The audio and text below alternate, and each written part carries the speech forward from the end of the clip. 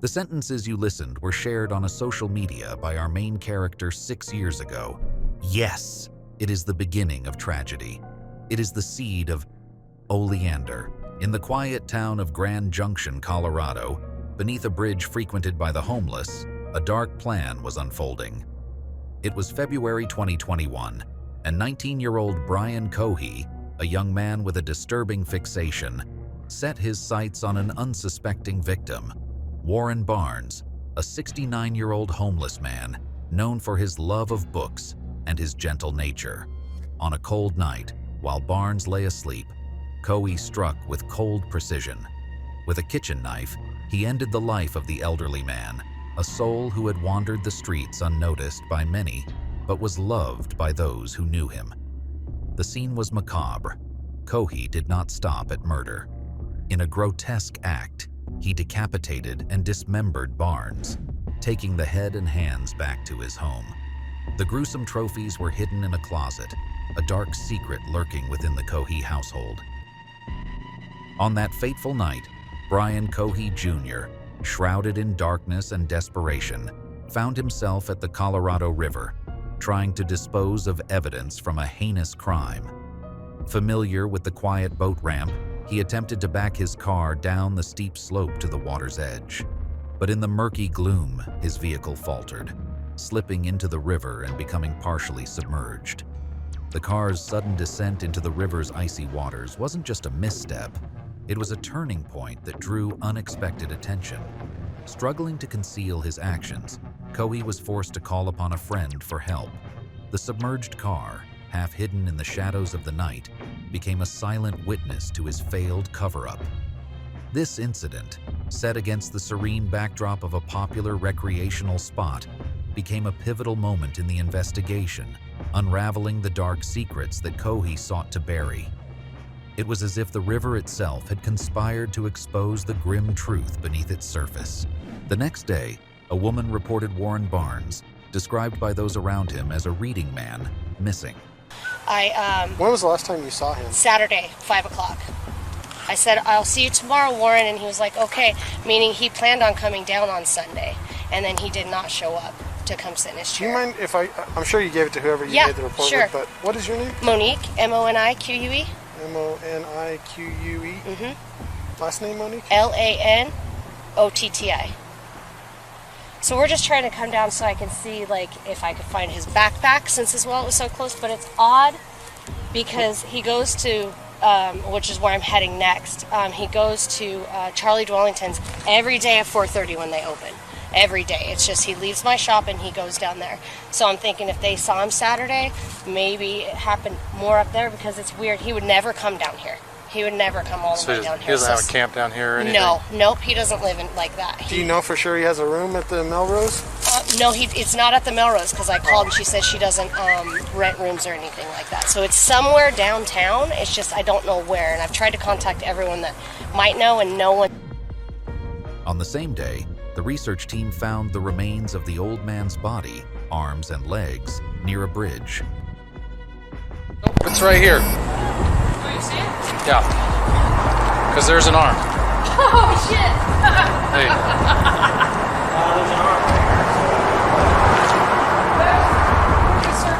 There's an arm, there's another arm. Okay, hold on.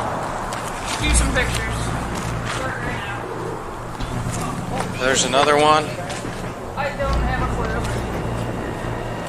Okay. This is like something out of TV. Just have to have a discussion with the deputy chief about how these kids don't have any remorse.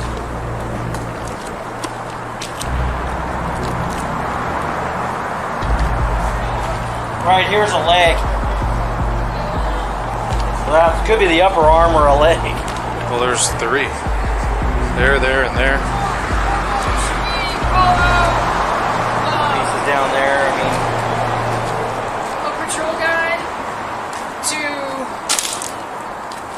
yellow tape it and then hold it, because the potential is that there's a secondary by the boat launch. Yeah, I would think so. well, we can If run you out wanna there go, and look at that, and then if you guys, we just ask for a... I'm switching to primary. Hold on. But if we can get the lab out.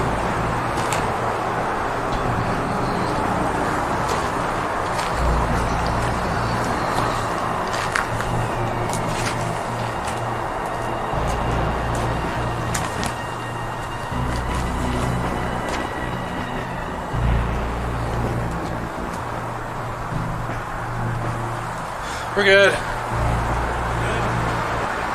Yeah.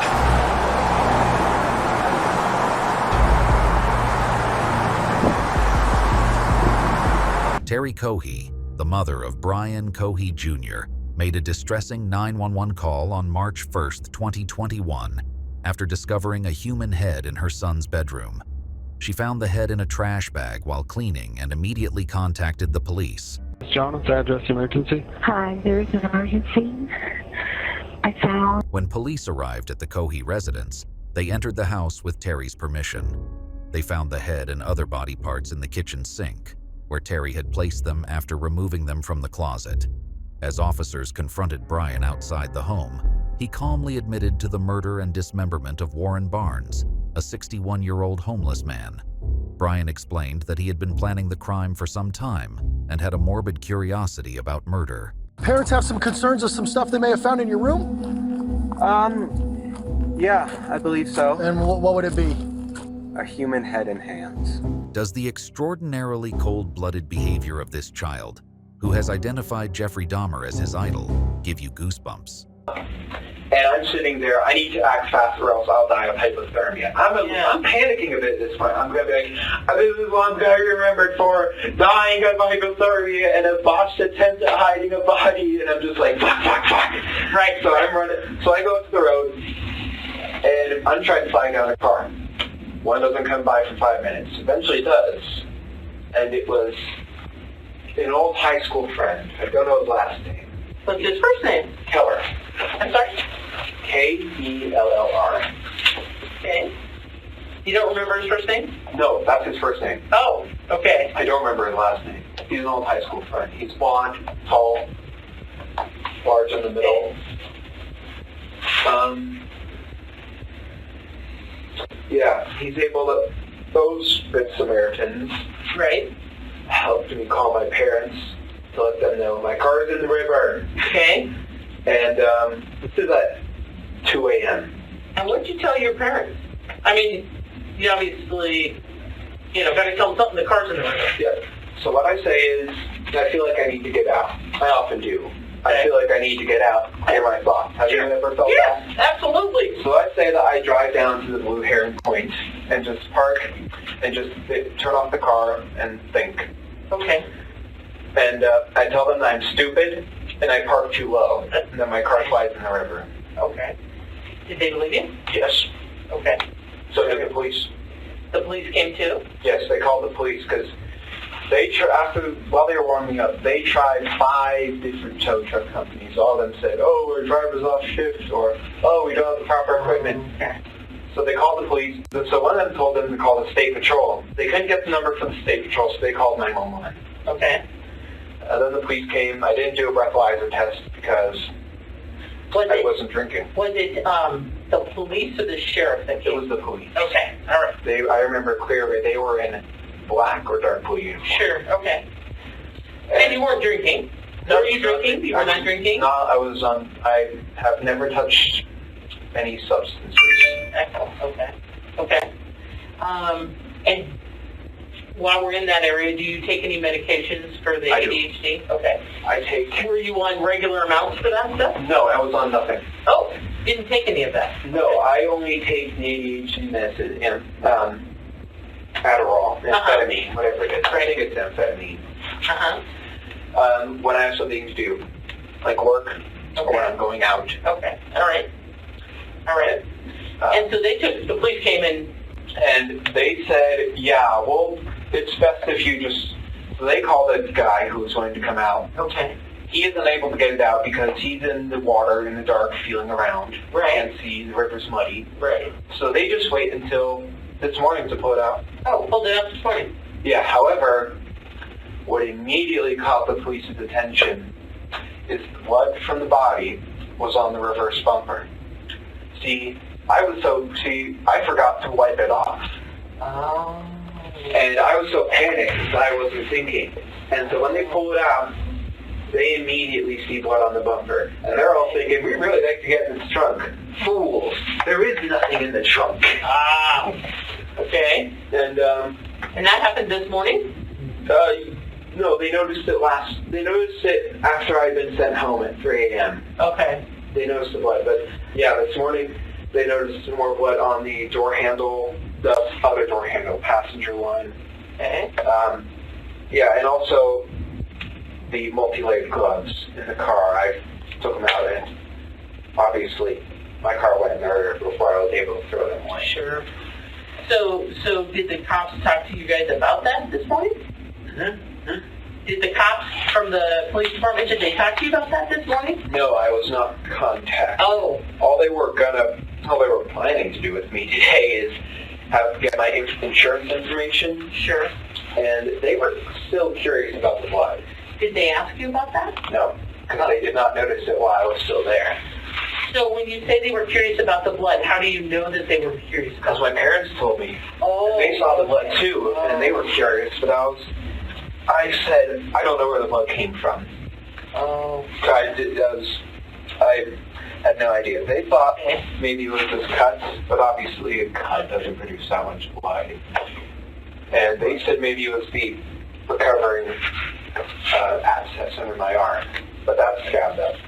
Okay. So they were just, they didn't know what to believe this day because it's blood, it's sticky, it's sinewy, but I can't name a source. So they were just a tiny bit curious. Okay. Not tiny bit, they were curious. Yeah. Go ahead. It's stuff about Ted Bundy. A lot has been written. No, it was on the internet. Yeah, okay. All right. And Pete has studied him too. Yeah. You know, so... Crazy. Do you know who Ed? Ed Gain? No, Ed in California. Big Ed. Ed Kemper. Yeah. Studied him? I know of him. He was a Goliath. He was a Goliath. He was 6'9", 300 pounds. So can I ask you a question? Almost all those people did this for some sort of, whether they had sex with the body or it was some sexual gratification in their mind. Criminology, there's different types of... I'm not a serial killer by no means. But with serial killers, there's different types of them. There's organized, disorganized, visionary, missionary. I'm just wondering what gets you excited about doing it? Well, I'm not really sexually attracted to it. Okay. I was just asking. It was just curiosity, more or less. Okay. And you talked about cutting. I used to be a meat cutter. I know it's not easy just to cut off hands. Oh yeah, it was with the knife. I was just. So did you practice on anything else? No. Or how did you know how to do it? No, I just went along as the process. The bones, I just pressed the blade down and went. Severed them at the ligaments. Okay. And how hard was it to do that? To get them actually? Not particularly hard. I was just more frustrated that I broke this bone. So if you hadn't got frustrated, what was your... I mean, it sounds like what you did, we know. Did you have a different plan? Why were you the original? Because I always wanted to know what it felt like to cut up someone. Okay. So the arms just... So why did you stop? Why did you stop? Because the arms were just...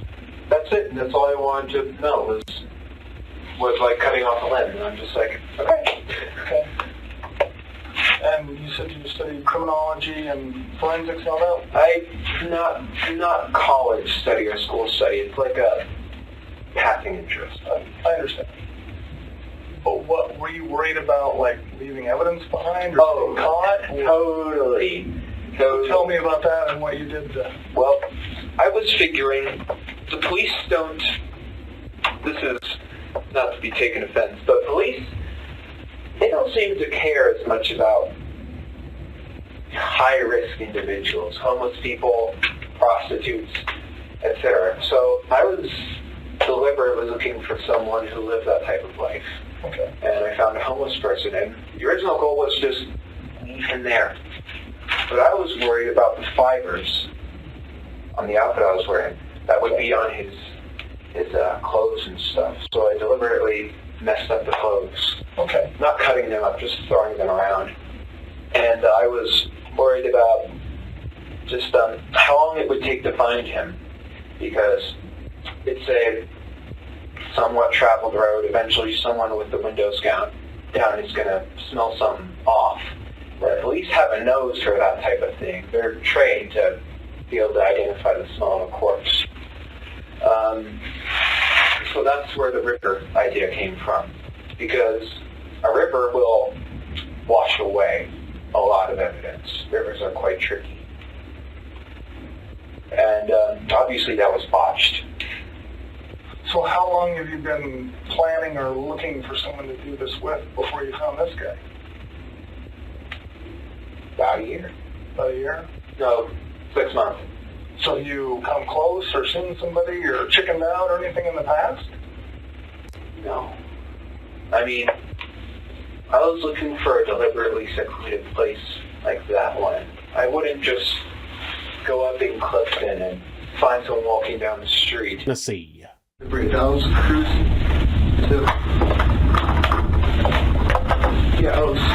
There's a road underneath, right?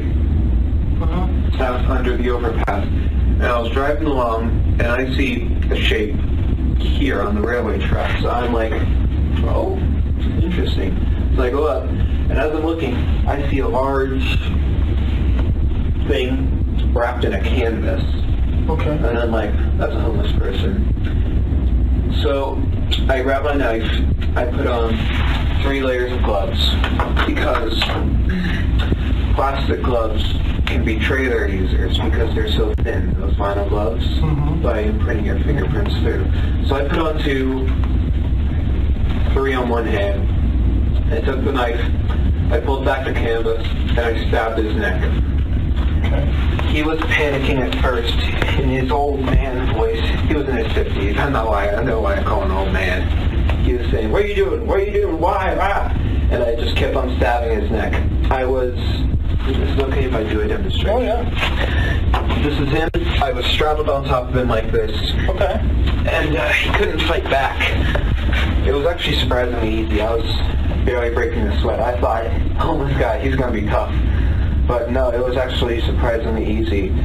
And during the time, I was growling and making animalistic noises. Why were you doing that? I suppose it was a frenzy. Okay. I was so excited, so rushed up on adrenaline and every day. Like just, woo! And I paused, and he said, "Why are you doing this?" And I said, "I've been wanting to do this for a long fucking time, murder someone." And then I continued. The whole ordeal lasted about a minute. During the investigation into the brutal murder of Warren Barnes, Brian Cohee's parents made a horrifying discovery that would become a pivotal moment in the case. On March 1st, 2021, they found Barnes's severed head and hands concealed in their son's closet. This gruesome find led to Cohee's arrest and subsequent confession. Cohee, then 19, calmly admitted to the murder, explaining that he had been curious about the experience of killing someone. He meticulously planned the crime, assembling a murder kit that included a 12-inch kitchen knife and plastic gloves, and scouted for a homeless victim, believing such a person would not be missed. Cohee's defense argued that he was not guilty by reason of insanity, citing his history of mental health issues, including major depressive disorder, ADHD, and being on the autism spectrum. However, 2 psychologists determined that he was capable of distinguishing right from wrong, contradicting the defense's claim of a psychotic episode. The jury, after deliberating for 2 days, found Cohee guilty of first-degree murder, along with multiple counts of tampering with a body and evidence. The case shocked the community, not only due to the disturbing nature of the crime, but also because of Cohee's apparent lack of remorse. Throughout the trial and sentencing, he remained emotionless, a stark contrast to the grief and outrage expressed by Barnes's friends and family. Barnes, affectionately known as the Reading Man, was a gentle and beloved figure in Grand Junction, known for his kindness and love of books. His brutal murder and Cohee's indifferent demeanor left a deep scar on the community. Eventually, Brian Cohee was sentenced to life in prison without the possibility of parole. The court showed him no mercy. Life can be harsh and unjust, and sometimes it seems that the most innocent among us suffer the most. Take, for instance, this old man, clearly undeserving of the agony he endured. His tragic end, at the hands of a young and ruthless murderer, not only robbed him of his life, but also deprived society of a truly remarkable individual. This man was a beacon of decency, culture, and kindness. The brutal act committed against him ensures that the perpetrator will remain behind bars for life, a stark reminder of the cost of such senseless violence